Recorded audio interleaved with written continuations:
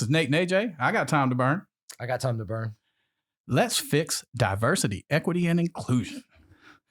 I told you I had a surprise for you. All right. So welcome to Time to Burn, which is literally the hottest new show on the internet. And, we got 15 minutes to address a topic and see how far we can go on it.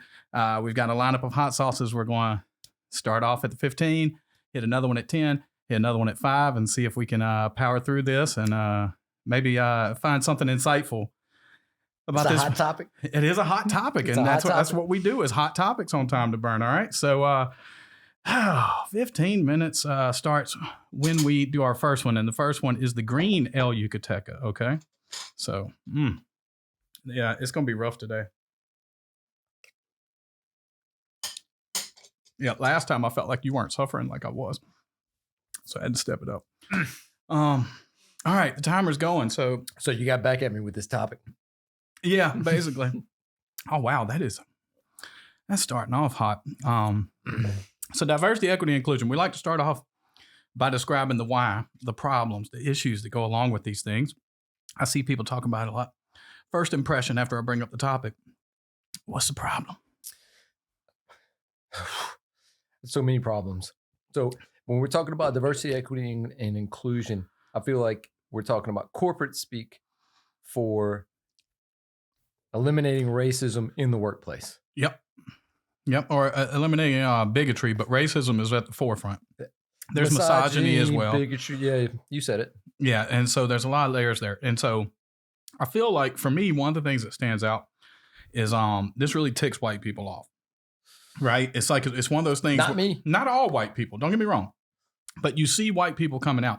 It's like I was trying to talk to somebody one time who brought it up, and I was like, well, you think about the inverse, where how many times other people, particularly black people, have felt like they were at a disadvantage, felt like people were describing them a certain way, maybe not giving them a chance. And look how fast, as soon as anything comes up that mentions your skin color or seems to affect you, you get real antsy, don't you? So imagine it's uncomfortable. Yeah. So imagine how uncomfortable people have felt before.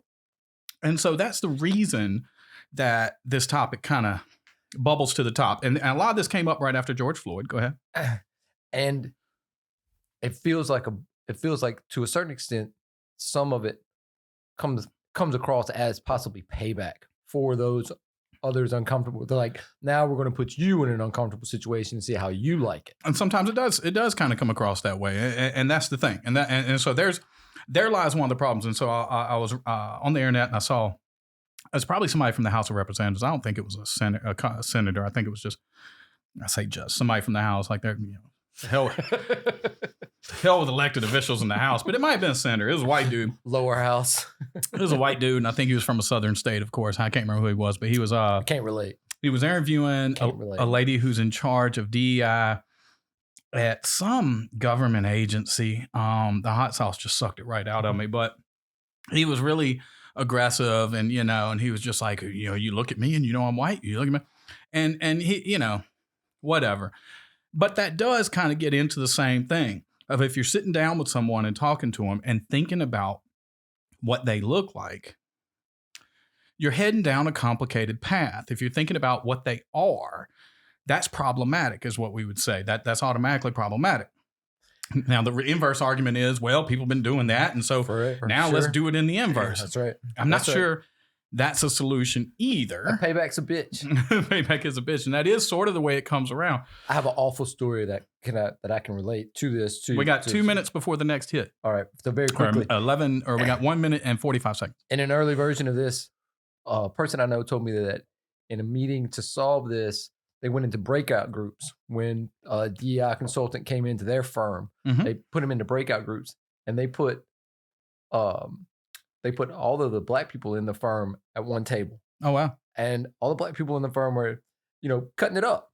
They were having fun. Mm-hmm. And not only did they put them at one table, but they put them behind, they quadrant them off behind curtains. So everybody else who was basically white male or white female were behind curtains listening to, and they could hear the black table cutting it up and having a good time. And they were sitting there like A little uncomfortable. feeling bad. And it's like, man, is that the way to do it? That's my like isolating people. Yeah. Well, and I was in a thing one time at work, which is interesting. And we were doing sort of a book club thing right after George Floyd, and we were going to discuss Ibram X. Kendi's How to Be an Anti-Racist. And we were doing it organization wide, people coming in, and I volunteered to be one of the what you would call it, the word's escaping me anyway. The Need some more hot sauce. like a facilitator, right? And so, we read chapters and then we would get together and we read some more chapters and get together, and I would sort of lead discussion or whatever. But before this, when we were planning it, it was during COVID. And so during COVID, we were working remotely, and so this whole thing was going to be done over Zoom. And I was in a meeting and I said, man, I wish we could do this in person because it's a really important topic. And the lady leading the thing said, that's white supremacy talking. Oh, wow. All right. We are at our next hot sauce. Yeah. So let that marinate for a minute. And I'm not sure I'm going to be able to talk after this one. It's not that one. I think it's this one on the... because that one's orange. Oh, yeah, you're right. I did mix them up. Thank you. Yeah, man. All right. So now we are getting into black garlic ghost hot sauce. All right, man. Let's do it. Ghost. Let's do it. Get back on the clock. Back on the clock. On the Cheers. grind. And so it's got a good flavor. It does. It's good. That's really good. Mm-hmm. It's not burnt. I mean, the other one's still burning me. Uh-huh. Yeah. So painful topics. And you have to go through some pain. All right. Yeah. So the clock's back ticking. So, yeah. And essentially it was that striving to do better or striving to make things perfect was a white supremacy thing. Now, so that's where you get into another layer of diversity, equity, inclusion, which is consultants and training.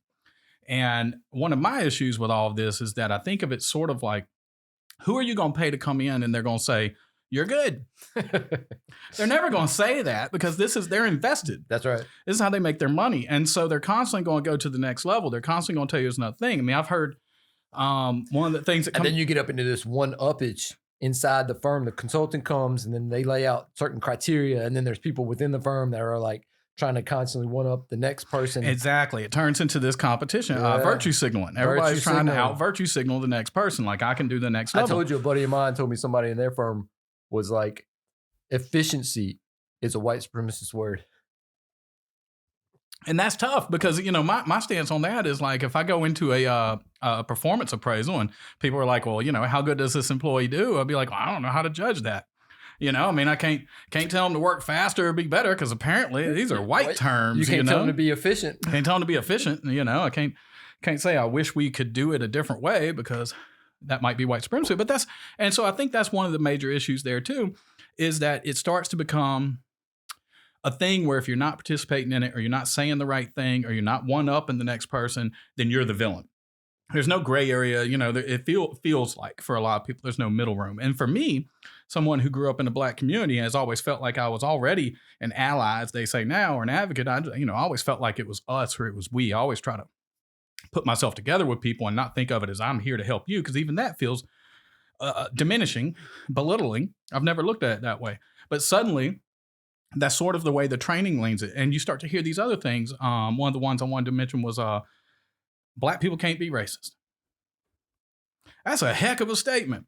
Now, I know a lot of black people in my lifetime, and I just don't think very many of them would agree with that. I don't know who came up with this. I don't know who that person is that gets to speak for all of blackdom. You know what I mean? But I'm not sure you get to say, well, black people can't be racist. Go back to Mississippi and say, do you harbor feelings? Now, I do think there's a sense of, for some reason, we used to have a separation on these words, oppression versus racism. Now, oppression is systemic. Oppression is when you hold people down, when people aren't getting ahead because of something that's happening in the bigger picture. That's power. Those are power dynamics. I do not believe that racism is a power dynamic. Racism is a personal dynamic. You could be any race, any color, anything, and look at someone else and not like them, apply stereotypes to them, feel negatively about them. And maybe you don't have power over them. Maybe you're not actually affecting their life, but you're being racist. I do think we need to parse this. You can't just be black and be hateful and say, well, it's okay. It's still racism. It just may not have the impact right? Right. Unless you have a black-owned company, right? Right. And think about this, right? So how many times I've read many articles and seen many things, and I have particular issue with it at all, where people talk about, like in the media and in pop culture, I want to work for black creators who want to hire black writers and black actors and, black cameramen. Okay. Well, that doesn't sound like diversity, equity, and inclusion though, but no one's going to go and say, you're doing something. Can't do that. You can't do that. Mm-hmm. And so it becomes very interesting. It feels like a very strange, abstract, one-sided thing, which is going to cause people to feel picked upon and then turn around and push back against it's going to make people defensive. It's going to make people defensive, and it's going to create some sort of issue, which is why we're talking about it, right? Sure. And again, I'm all for any efforts, and we're going to get to solutions right at the end of this. But right now, I'm just talking about issues. I want to make sure we understand the layers to the issues that happen here. And I think, alluding back to the beginning of this piece, that you have a pushback initially on these type of conversations. And I don't think that that's unwarranted. I think that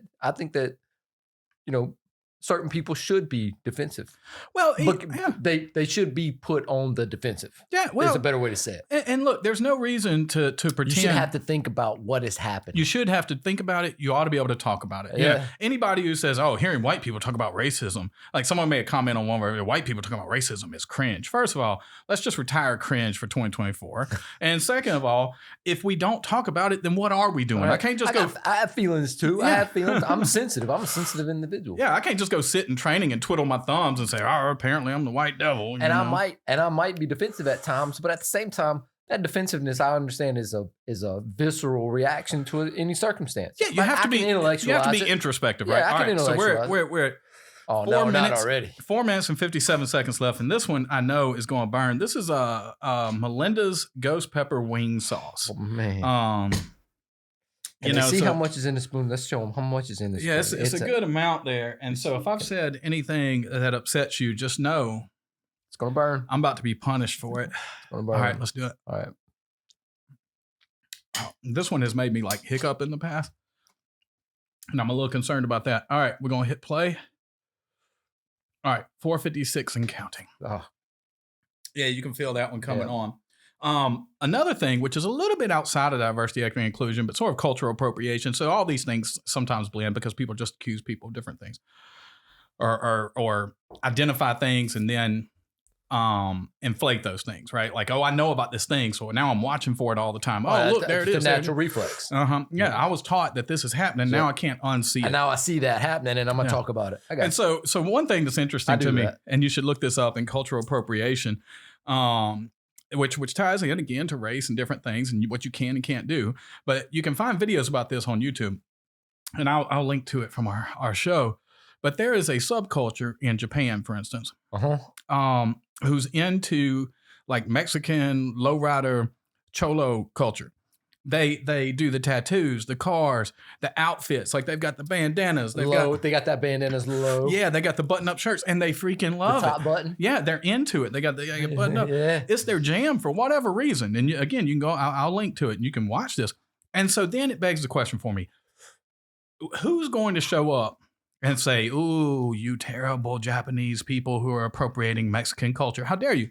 Are they hurting Mexico? Are they damaging you?" You know, I mean, like, let's be real here. It seems as if most of these conversations do center around whiteness. And so I would suppose that the reason that they center around whiteness is because the whiteness, with the backing that they have, it's able to make movies about it, able to expand it, and able to project it on a mass scale. Well, and statistically, to where you can have Matt Damon playing a Chinese man at the Great Wall. Yeah, this one pretty. No disrespect to Matt. We'd love to have him on the show. Hey, they cast him. Yeah. But yeah, and that's the thing. And white people have a large portion of the wealth in the country. That's right. Now, we're skipping over, if you drive through a trailer park full of poor white people, there's a lot of those. We just skip them. We never mention them. And then we're like, man, where did all these Trump supporters come from? Well, they're there. We tend to just think of it like everybody's successful. That's not true, but the majority of the wealth does disproportionately live with white people. So there feels like there has been a power dynamic there. There have been people succeeding against other people. I would say it's definitely there. I would say there's a lot of factors behind that. When you come out of the horrible impact of slavery, and then you don't really do anything in Reconstruction, and you just keep kind of flowing with these problems. Even by the time, you go through generation after generation, I mean, you could argue how much of an impact Vietnam had on Black communities. And eventually you get to the 80s, 90s, and you start dealing with crack, and you start talking about the way law enforcement was treating the Black community. It wasn't going in to help clear up crime. It was just putting people in jail. So we've continually had these setbacks for the Black community, even if you would argue everything's equal, sitting in the same room doing something, you might feel that way. But in the broader picture, there have been some issues there. And that's what a lot of this is about, is rectifying it. So we're at 1 minute and 50 seconds. I want to give you my solution. Okay. All right. So we live in a world of technology. Okay. Right. And so here's what I think, because a lot of this gets into interviewing people. Better finish fast. We're gonna have to buy more time. No. I'm not doing that. So minute 34. So a lot of this is about hiring people, paying them properly, but also making sure they're involved in decisions, organization, and whatnot. Now, we live in a world where most of us work remotely, or a lot of people work remotely. I won't say most, but a lot of people work remotely. I think we need to dig in on this. If you believe in diversity, equity, and inclusion, here's what we need to do. We need to make it to where all job interviews and all meetings, right, you have an avatar. And let's just go ahead. I don't care what you pick. We can make them all. Everybody can be. Right. Well, they need to all be the same thing. Right. That way, there's no bias there where you can figure it out. So let's just say we're all Black women. I don't care. Everybody's avatar is a Black woman, and we use voice changers, right? Uh-huh. And we do our job interviews that way. We don't put any demographics on our applications. And from there on, when we have meetings at work, we hide our personalities, right? As long as you can hide with technology, do it. And let's see where the stats take us. I know it sounds weird, but I'm telling you, let's use technology to our advantage. Let's see what happens. Let's see how it falls out. All of a sudden, it's a meritocracy. It's all based on how you perform, right? It's no longer based on what you look like or what we know about you. We got 26 seconds. Well, you got any ideas, or what do you think about that? I don't know. That's my solution. To make it all digital. Let's just get weird with it. Okay. That could work because you hide everybody. Yeah, which is a shame. Well, you hide everybody in the workplace. You put everybody behind the curtain at the table. 8 seconds. And you let everybody like talk. You were saying, the table and the curtain. That's right. Absolutely. All right, so it all comes back around. All right. Thank y'all for tuning in. I think we just solved everything related to diversity, equity, inclusion. It's a technological solution. Matt Damon, you're welcome at the table. Matt, yes, we mean no harm to anyone. Nothing but love. And thank you to these wonderful hot sauces that do not sponsor us, because we have no sponsors. And we'll catch you next time. Thank you very much. Peace out.